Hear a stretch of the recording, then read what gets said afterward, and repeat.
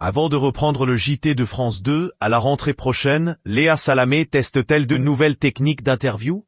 En tout cas, il faut espérer qu'elle laisse celle-ci de côté. Avant de rejoindre la deuxième chaîne en septembre, la journaliste continue d'officier sur France Inter. Voilà 8 ans qu'elle présente la matinale aux côtés de Nicolas Demorand.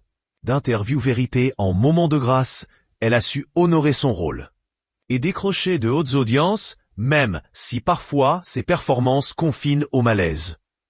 Le 26 juin, la remplaçante d'Anne-Sophie Lapix donnait la parole aux enfants dans le grand entretien de la matinale. L'émission portait sur le fait de grandir dans notre pays, lorsque l'on n'a pas la parole, pas encore le droit de vote, et qu'on est soumis à l'autorité de ses parents et de la société.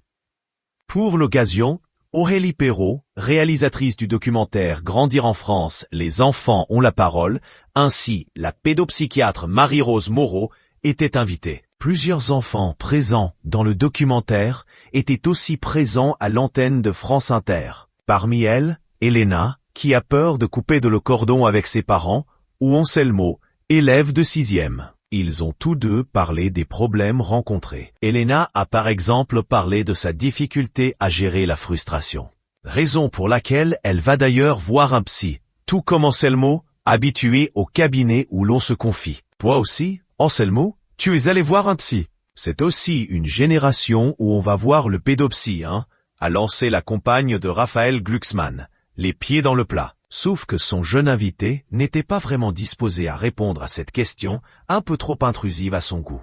Bah oui, je suis allé voir un psy parce que j'avais des problèmes avec des enfants dans mon école il y a longtemps.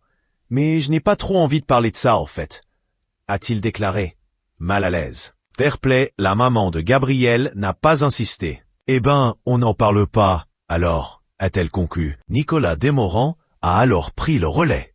Le débat s'est ensuite reconcentré autour du documentaire. Il a notamment abordé le sujet des limites que certains enfants attendent de la part de leurs parents.